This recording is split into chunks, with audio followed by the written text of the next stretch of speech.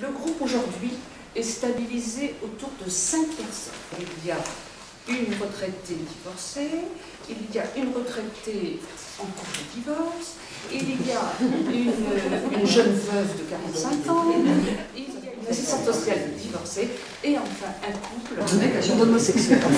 Alors, malheureusement, ce monsieur est atteint de la maladie d'Alzheimer.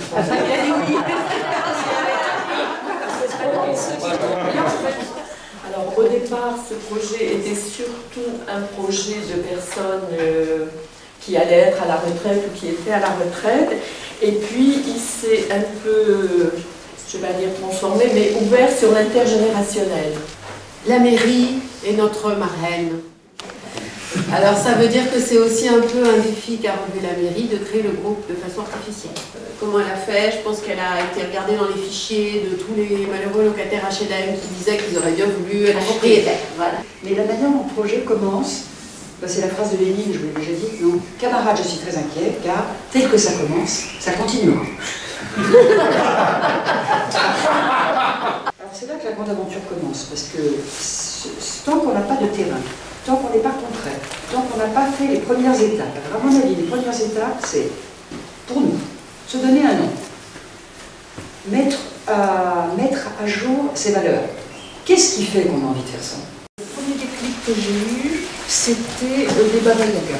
Parce que dans les années 2007, je m'intéressais à la question et Baba Yaga était très relayé. À l'heure actuelle, il est très relayé par les médias, la presse. Dans nos objectifs, un habitat groupé, favoriser le lien social dans cet habitat, à l'intérieur du quartier, dans la cité, mutualiser les espaces équipements collectifs parallèlement aux espaces de vie privée. On a établi donc une charte avec, je ne vais pas de la lire, avec un règlement intérieur, statut juridique, type d'habitat, situation géographique. On a écrit une charte, on l'a définie. Et tout le monde rigole dans les habitats groupés en disant tant mieux, parce que c'est pas ceux qui ont fait la charte qui la respectent le plus. Et puis une charte, elle doit être toujours en train d'être en gestation. Donc le problème de la charte est posé. C'est dans la charte, c'est pas dans la charte, on s'en fout, il n'y a pas de charte. Mais il y a une charte potentielle. Il existe plusieurs statuts juridiques et c'est au groupe à se déterminer avec celui qui nous convient mieux. Mais il n'y a pas un statut juridique idéal pour les habitats groupés. Nous aussi, on a la même problématique de diversité des personnes et des situations et des patrimoines.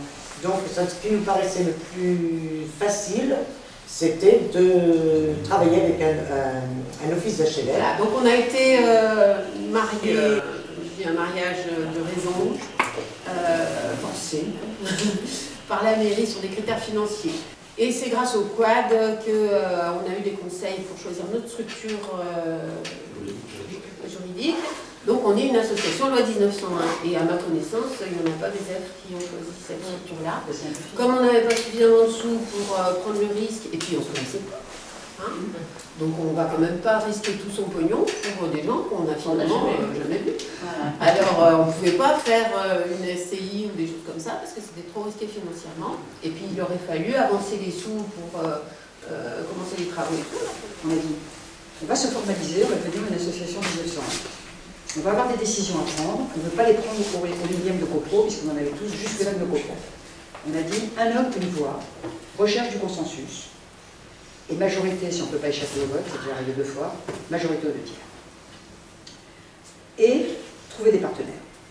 Très vite, il y a eu, pas le veto, mais la réticence des messieurs de tous les couples.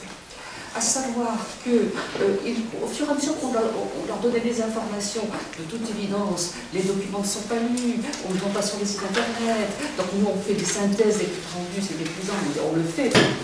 Ça des limites, on aurait voulu de leur part une démarche volontaire pour s'informer. Les hommes ne veulent pas. Il y a des hommes qui veulent bien pour dans 15 ou 20 ans. Voilà.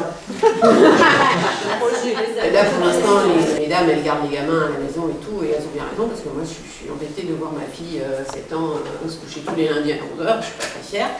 Mais ça ira mieux quand on sera tous ensemble.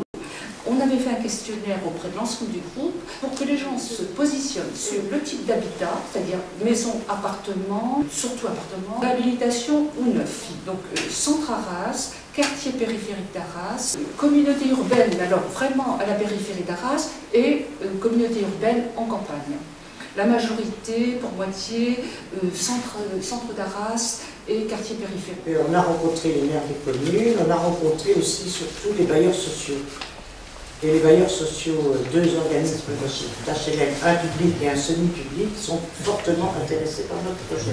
Alors voilà, la mairie, ce qu'elle nous a fait, c'est qu'elle nous a laissé le terrain à un prix révolutionnaire, 150 € le mètre carré. À partir du moment où on a trouvé le terrain, et ça je le dis à tous les groupes qui se créent, la moitié du groupe s'est tiré. Je suis élu local à Rayon, dans le Puy-de-Dôme, et donc nous avons un projet de rénovation dans un îlot du centre-ville historique de Rion, qui s'appelle l'îlot Grenier, qui a la particularité, c'est que nous plantons depuis 30 ans une partie des bâtiments, et qui pourrait s'articuler autour de l'habitat participatif. Ça s'appelle les Normaliennes. Et donc il y aura de l'accession à la propriété, de la location, et ils ont réservé un bâtiment pour faire une coopérative d'habitants avec 15 logements. Il y a le terrain, il y a le promoteur, il y a l'architecte, puisqu'ils ont fait un appel à projet global pour l'ensemble des 3 bâtiments. Et donc, ils ont défini un volume pour la coopérative d'habitants, à charge dans la création de la coopérative d'habitants de l'adapter aux demandes. Alors, ça sera peut-être 15, ça sera peut-être 20, suivant ce qui sera désiré par les futurs habitants. Il y a déjà habitants coopérateurs. Il n'y a pas de groupe. Voilà. Au lieu de lancer vos appels à projets en disant voilà, j'ai une dent creuse par-ci, j'ai un petit bout de terrain par-là, etc., vous avez 3 mois pour me faire des propositions.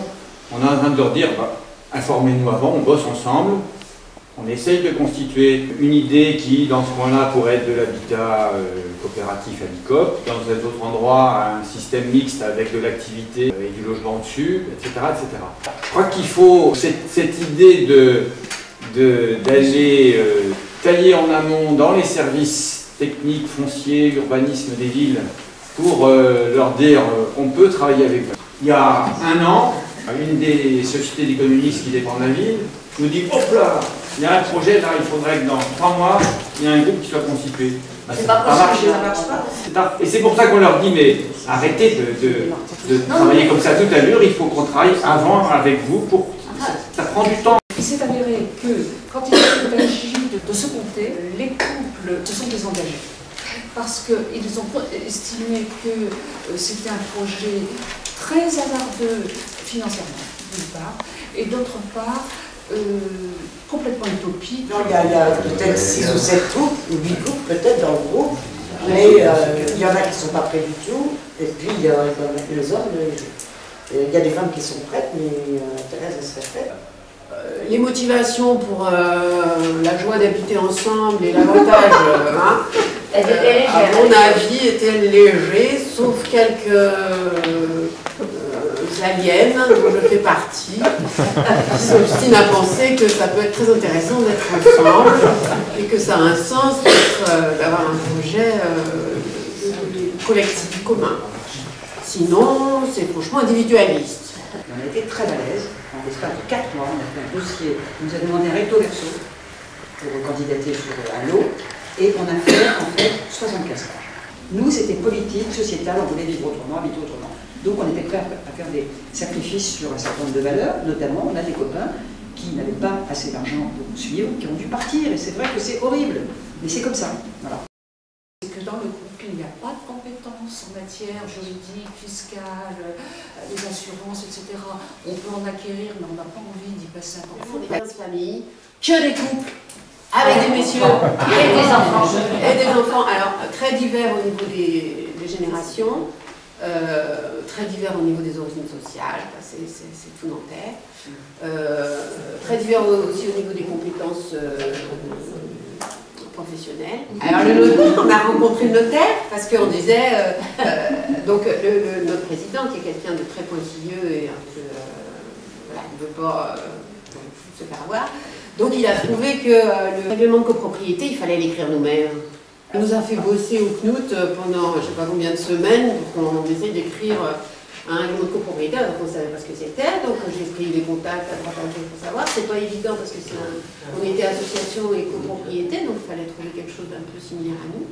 Il faut être extrêmement concret, c'est ce que disait la première jeune femme qui parlait, extrêmement concret, et surtout il faut être très modeste, il faut être très compétent, il faut devenir très compétent. Parce que souvent on ne comprend rien, la français vous tombe dessus, nous on a vécu ça 100 fois, donc qu'est-ce que c'est ce truc-là? Il faut devenir compétent. Alors, février 2009, donc candidate, alors, quelqu'un m'a dit qu'on avait fait un très beau dossier. Quand je vous dis qu'il faut être sérieux, parce qu'en France on est 20 000 ou 50 000 à réfléchir à l'habitat complet, c'est que des fantasmes, c'est que des rêves, t'as l'impression que les gens ne vont jamais atterrir. Moi ça me tue. Impatience à abstenir, hein, mais c'est pas une raison. Parce que moi je suis pas très patiente, et je veux pas attendre 10 ans, vu mon âge en plus c'est complètement ridicule, mais même c'est pas mon tempérament. Donc il faut que ça avance. Donc pour que ça avance, il ne faut pas parler dans le vide. Et pour ne pas parler dans le vide, il faut devenir compétent. Et pour devenir compétent, il y a des bouquins, il y a des visites, des sites internet. Alors la question que je pose avec vous, Habitat Complet, c'est comment fait-on pour trouver une assistance à maîtrise d'ouvrage et à maîtrise d'œuvre qui soit fiable? Est-ce qu'on fait une consultation en faisant un cahier des charges? Est-ce que par le bouche à oreille, on peut nous donner des références de sociétés fiables qui ont accompagné des groupes en autopromotion? Alors, question, l'organisme HLM aura la possibilité de vendre pour les ménages qui souhaiteraient de l'accession? Oui, il y aura tout dans ces écoles. L'organisme HLM dit qu'il pourra faire ça. Il pourrait faire ça. Ils ont accepté le principe des locaux communs et de les payer. Oui.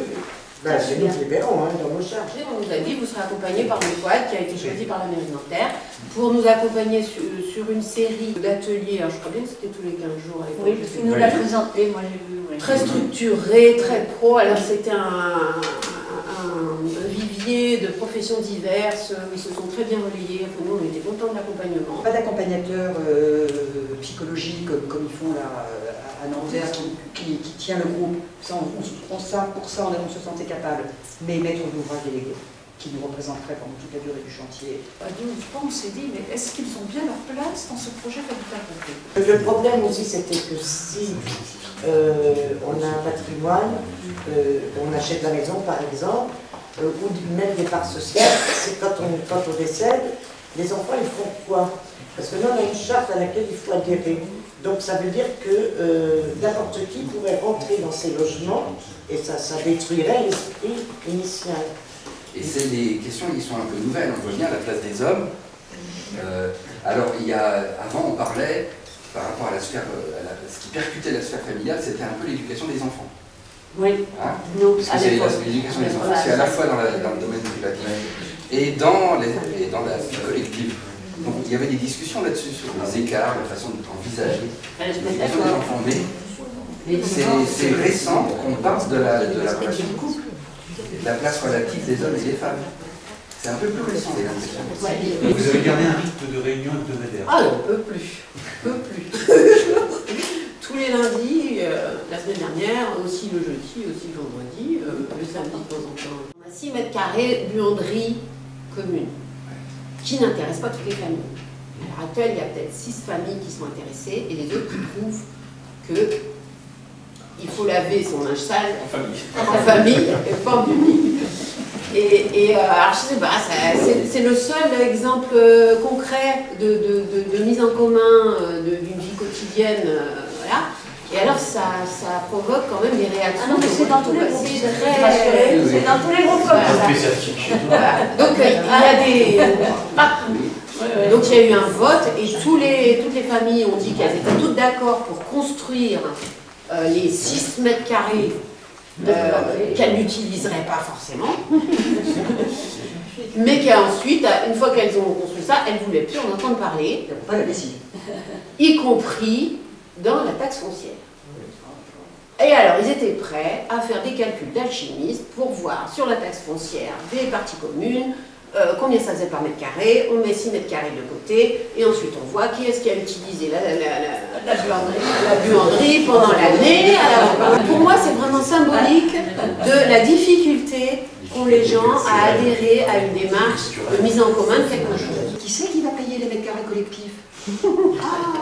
Est-ce qu'on va les traumatiser au millième de copropriété comme dans nos bonnes vieilles copro traditionnelles? Ou est-ce qu'on va faire un petit geste collectif? Ah mais oui, mais ceux qui ont les petits appartements, ils s'en serviront plus que les grands. On était presque limite de dire, c'est les petits appartements, ils devaient payer plus cher les locaux collectifs. Enfin, ça devenait complètement fou. Mais ça, c'est les passages obligés, c'est comme dans les cauchemars. Hein. On a l'impression qu'on se cogne à tous les murs, qu'on ne va pas y arriver, puis on arrive au